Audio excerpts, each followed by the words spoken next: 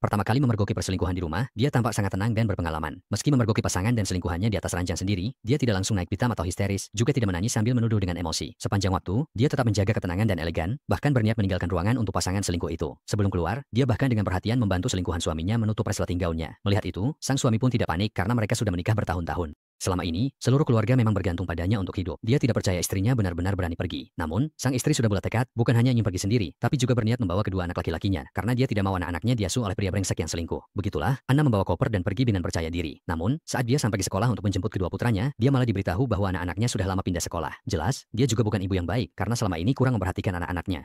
Namun setelah susah payah menemukan sekolah baru dan berhasil menjemput kedua putranya, Anna lalu pergi ke ban, mengambil seluruh tabungannya, ditambah sebuah pistol untuk perlindungan diri. Terakhir, ia juga tidak lupa melepas cincin kawinnya dan memasukkannya ke dalam brankas, mengucapkan selamat tinggal pada pernikahannya. Setelah itu, demi kemudahan perjalanan, Anna dengan bantuan putra bungsunya, menghabiskan banyak uang membeli sebuah mobil sport, lalu segera memulai babak baru dalam hidupnya bersama kedua putranya. Sebenarnya, awalnya putra bungsu sama sekali tidak mau kabur dari rumah, tapi setelah dipikir-pikir, ia merasa ibunya mungkin hanya bertindak impulsif dan kemungkinan besar dalam waktu kurang dari seminggu akan menyerah dan pulang ke rumah. Jadi, ia pun ikut naik mobil dan mengambil peran sebagai sopir. Anna pun menyadari maksud tersembunyi putranya, tapi ia tidak banyak menjelaskan, hanya mengingatkan saat putranya sering melihat ke kaca spion, agar selalu menatap ke depan dan jangan pernah menoleh ke belakang. Karena mereka hendak menemui kerabat, mereka pun pergi ke Boston.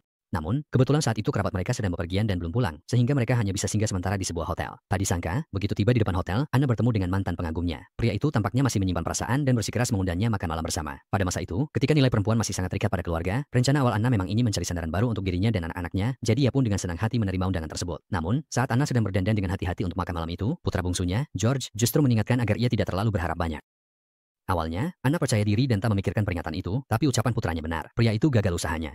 Dia sangat membutuhkan sejumlah besar uang untuk modal usaha, sedangkan mantan suami Anna adalah seorang musisi terkenal yang sama sekali tidak kekurangan uang. Karena itu, pria tersebut pun mengincar Anna. Padahal, Anna sudah bercerai dengan mantan suaminya dan tidak punya uang lebih untuk membantu. Bahkan jika dia punya uang, dia juga tidak akan membantu pria yang sudah bertahun-tahun tidak bertemu, lalu tiba-tiba muncul hanya untuk meminjam uang. Untuk menenangkan diri, Anna berpura-pura ingin merias diri dan sementara meninggalkan meja makan menuju kamar mandi. Tak disangka, saat ia kembali, pria itu bukan hanya sudah pergi, tapi juga mencuri semua uang tunai di dompetnya. Akibatnya, dia tidak bisa membayar makanannya. Bagi wanita anggun seperti Anna yang menjaga harga diri, makan tanpa membayar sangat memalukan. Untungnya, saat itu, seorang kolonel berseragam militer yang sopan muncul dan membantunya keluar dari situasi itu. Seperti biasa, aksi pahlawan menolong wanita cantik membuahkan hasil. Tak lama, keduanya jatuh cinta setelah ciuman, dan hubungan mereka langsung ke tahap pertunangan. Namun, di balik sosok kolonel yang tampak lembut dan perhatian ini, tersembunyi sisi lain yang tidak diketahui orang.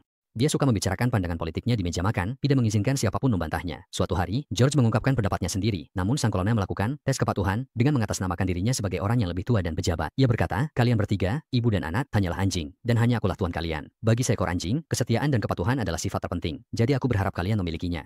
Mendengar ucapan itu, George naik pitam, tapi segera tenang. Bukan karena takut pada Via, melainkan khawatir ibunya kehilangan sandaran jika ia gegabah. Sementara itu, Anna yang tidak tahu apa-apa masih sibuk mempersiapkan pernikahan dengan bahagia. Suatu hari, ia membawa kedua putranya ke pusat perbelanjaan untuk membeli perlengkapan pesta. Sampai di eskalator, mereka bertemu sekelompok anak-anak penyandang disabilitas. Rasa iba meluap di hati mereka, dan mereka pun menyumbangkan seluruh uang yang mereka miliki, $500. Tak disangka, setelah sang kolonel mengetahui hal itu, ia langsung murka. Anna yang ketakutan buru-buru berjanji akan mencari cara untuk menutupi kekurangan uang tersebut. Namun, sang kolonel sama sekali tidak percaya bahwa seorang wanita bisa mendapatkan uang sebanyak itu, sehingga ia pun marah-marah dan menuntut Anna menyerahkan kalung mutiara yang melingkar di lehernya, bahkan mencoba merebutnya dengan paksa. Melihat situasi itu, Anna langsung lari terbirit-birit menuruni tangga, namun dengan cepat ia terpojok di sudut oleh sang kolonel. Untung saja George datang tepat waktu dan langsung mencengkeram lawannya dari belakang, tetapi detik berikutnya ia malah dibanting keras ke lantai. Melihat putranya terluka, naluri keibuan Anna pun langsung meledak. Tampak ia dengan sigap mengambil sebatang besi runcing, lalu mengarahkannya ke kolonel sambil mengancam keras, kalau berani menyentuh anakku lagi, aku akan membunuhmu di tempat, dasar bajingan. Setelah berkata demikian, ia langsung merobek kalungnya dan melemparkannya ke arah pria yang terpaku di seberang, lalu membawa George pergi. Meskipun sepanjang jalan orang-orang yang ditemuinya bukanlah orang baik, Anna tetap tidak menyerah untuk mencari sandaran baru bagi dirinya. Sebab, di Amerika tahun 1953, perempuan seringkali terkungkung dalam lingkup rumah tangga yang sempit, kesempatan kerja sangatlah sedikit, bahkan iklan-iklan pada masa itu pun merendahkan mereka menjadi sekadar barang yang bisa dimiliki atau ditaklukkan, dan nilai mereka kerap diukur dari pernikahan dan keluarga.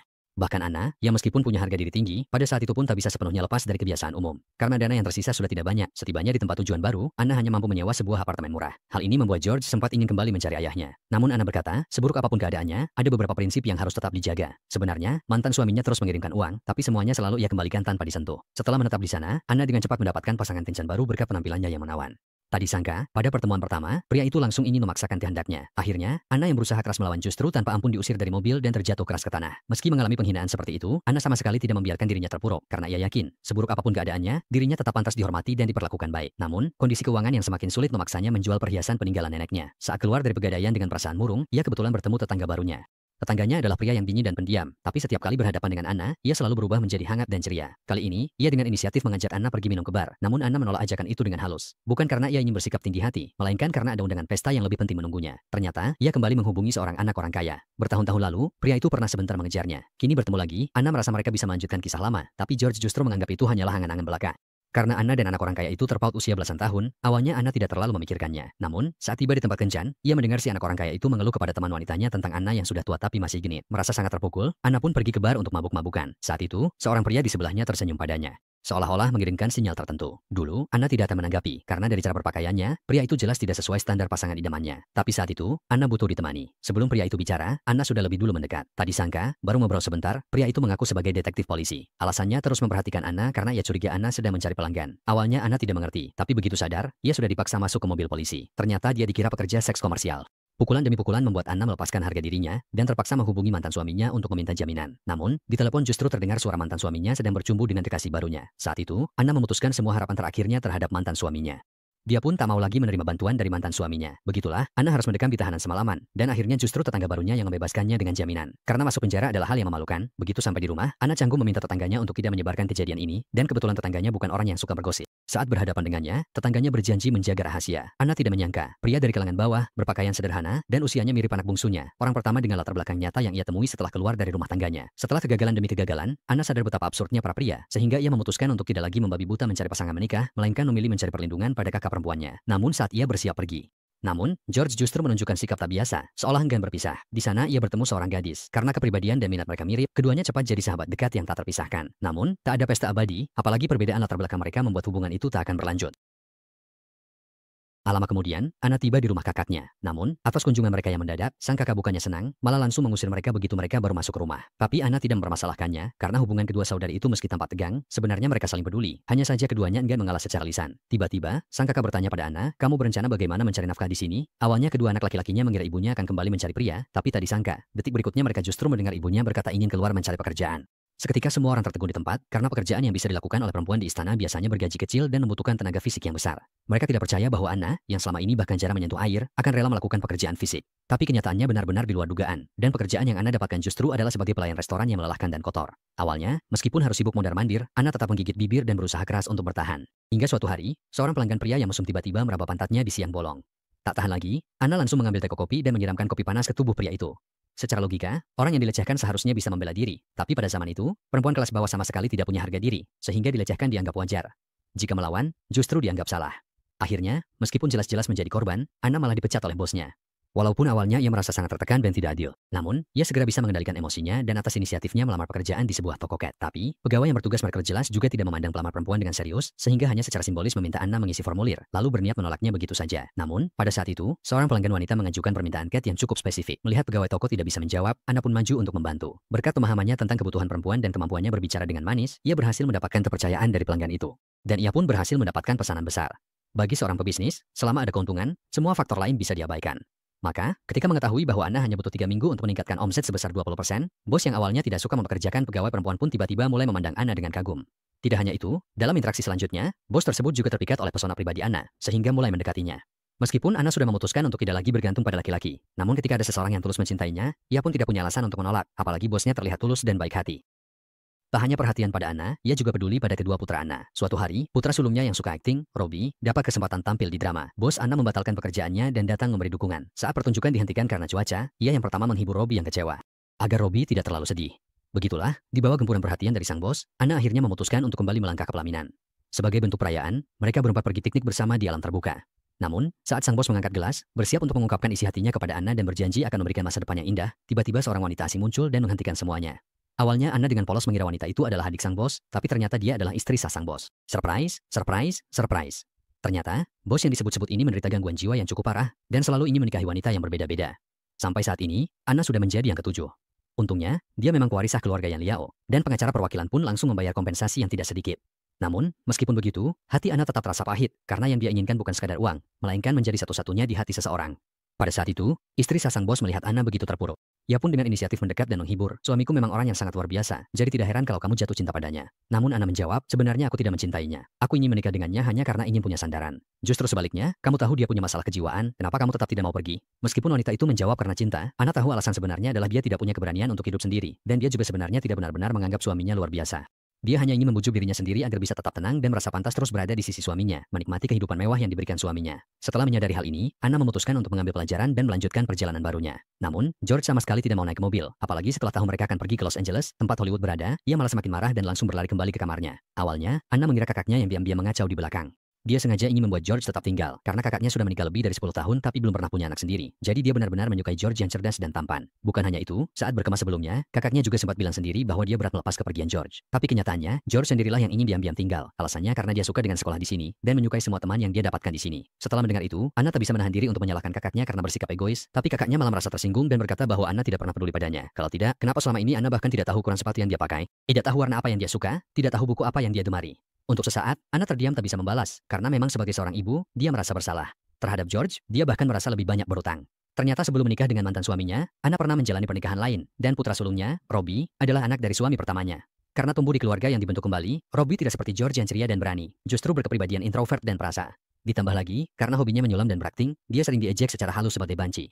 Jadi Anna selalu, mau tak mau, lebih memperhatikan perasaan Robbie. Alasan mereka ke Los Angeles kali ini juga karena ingin memberi Robbie, yang suka berakting, peluang lebih besar di Hollywood. Sementara itu, sebagai pihak yang tidak diutamakan, bertahun-tahun George menghibur dirinya sendiri. Meski banyak ketidakpuasan di hatinya, ia tak pernah melampiaskannya pada kakaknya, Robbie. Namun, bagaimanapun juga, dia hanyalah anak yang juga butuh kasih sayang orang tuanya. Sebenarnya, ketika mereka tinggal di kota sebelumnya, ayahnya kebetulan juga sedang tur di sana. Karena tidak tahan melihat ibunya dipermainkan oleh satu pria ke pria lain, George pun berniat pergi bersama ayahnya. Namun, di luar dugaan, ayahnya malah beralasan terlalu sibuk untuk mengurusnya, sehingga George diminta tetap tinggal bersama ibunya. Mungkin justru karena ditinggalkan ayahnya, George yang memang sudah kekurangan kasih sayang jadi semakin tidak merasa aman. Itulah sebabnya dia ingin dengan cara yang agak egois memastikan, apakah dalam situasi apapun, ibunya tidak akan meninggalkannya. Namun, secara tak terduga, karena merasa bersalah, sang ibu akhirnya memilih untuk menghormati keputusannya. Ia membiarkan George sendirian di rumah kakaknya. Begitulah, Anna membawa Robbie memulai perjalanan ke California. Dulu, ia selalu mengajarkan anak-anaknya untuk tidak menoleh ke belakang. Tapi kali ini ia tak kuasa menahan diri untuk melihat ke belakang. Sayangnya, sampai mobil pergi menjauh, ia tak pernah melihat George mengejarnya. Sepanjang perjalanan, demi mendapatkan uang tambahan, Anna dan Robbie sering mengangkut banyak penumpang yang butuh tumpangan. Awalnya semuanya berjalan lancar, mereka pun sangat akrab mengobrol dengan para penumpang. Namun di bawah terik matahari dan kerasnya hidup, hati manusia memang sulit ditebak. Sepasang kekasih muda yang tampak menarik namun berhati jahat memanfaatkan kelemahan Anna dan Robbie. Mereka tidak hanya ingin menumpang secara paksa, tapi juga berniat merampok. Anna yang lehernya sudah ditempelkan pisau pun panik bukan main. Demi menyelamatkan diri, ia terpaksa turun dari mobil bersama perampok itu, lalu meminta Robbie mengeluarkan semua tabungan mereka. Tak disangka, Robbie justru mengeluarkan sebuah pistol dan langsung menodongkannya ke pria yang memegang pisau. Awalnya, pria itu tidak percaya Robbie yang tampak lemah lembut benar-benar berani menarik pelatuk. Namun, ia jelas lupa bahwa sifat lembut tidak berarti penakut, apalagi jika yang diancam adalah ibunya sendiri.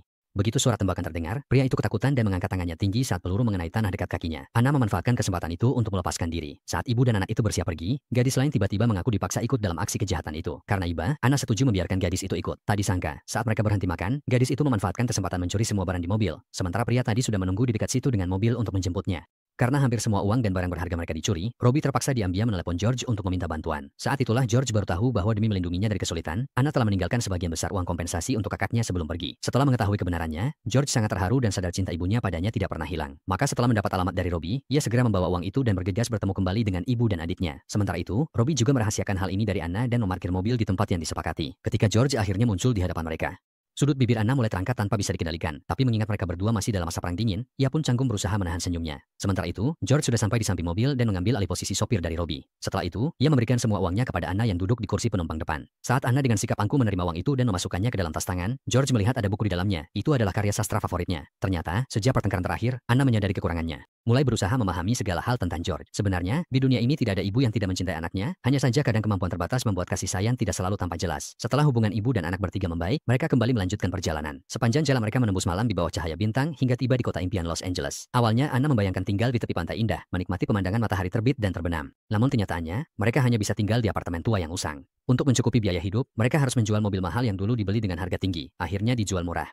Setelah bisa menetap, kedua bersaudara itu pergi bermain ke pantai. Sementara itu, Anna membeli perlengkapan rumah tangga. Namun, saat ia kembali ke rumah membawa barang-barang itu, ia mendapati mantan suaminya sudah menunggu lama. Mungkin setelah mengalami berbagai hubungan, barulah ia sadar istri pertamanya yang paling pengertian. Jadi, setelah melihat kartu nama yang dikirim George dan mengetahui alamat Anna sekarang, mantan suaminya pun dengan muka tebal datang meminta rujuk. Awalnya, ia mengira dengan pesonanya dan hubungan pernikahan lebih dari 10 tahun, Anna pasti akan luluh dan mau kembali padanya. Tanpa disadari, setelah mengalami berbagai pengkhianatan dari laki-laki, Anna menyadari realita hidup. Dalam hidup, boleh percaya cinta, tapi tak bisa sepenuhnya bergantung padanya. Kita bisa melangkah ke pelaminan, tapi jangan anggap pernikahan sebagai jaminan hidup. Sebab, gunung yang dijadikan sandaran bisa runtuh, orang yang diandalkan bisa pergi. Mantan suaminya, konduktor orkestra, pernah menulis lagu, Satu-satunya Milikku, untuk Anna. Berkat lagu itu, Anna mendadak terkenal. Namun karena itu ia perlahan melupakan niat awalnya. Sekarang, Anna mengubah makna lagu itu lewat tindakannya. Satu-satunya, bukan lagi orang lain, tapi keputusan diri sendiri yang ia temukan. Ia hanya mengandalkan dirinya. Anna segera mendapat pekerjaan figuran, meski harus bekerja di bawah terik matahari dan hujan setiap hari. Bahkan sering menghadapi kejadian tak terduga, ia tak pernah mengeluh atau merasa lelah. Sebaliknya, ia menerima dengan lapang dada kerasnya realitas hidup.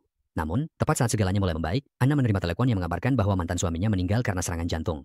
Sebelumnya, George selalu menyimpan rasa kesal terhadap ayahnya, tapi kini ayahnya telah tiada. Bahkan kesempatan untuk mengeluh secara langsung pun sudah tidak ada lagi. Anna melihat penderitaan di hati George, lalu dengan penuh empati menasihatinya, ayahmu memang punya banyak kekurangan, tapi tak seorang pun bisa menyangkal cintanya padamu, bahkan dirimu sendiri pun tidak. Jadi sekarang kamu seharusnya mengantarnya untuk terakhir kali, bukan tetap di sini dan membiarkan penyesalan bertambah. Begitulah, George pun membeli sebuah tiket pesawat dan terbang kembali ke New York untuk menghadiri pemakaman. Tak disangka, setelah tiba di New York, sekolah di sana mengetahui bakat menulisnya dan bersedia memberinya beasiswa agar ia bisa melanjutkan pendidikan. Perlakuan seperti ini jelas tidak mungkin ia dapatkan di Los Angeles. Meski berat berpisah dengan keluarganya, George akhirnya memutuskan untuk tetap tinggal di New York dan Anna pun menghormati keputusannya.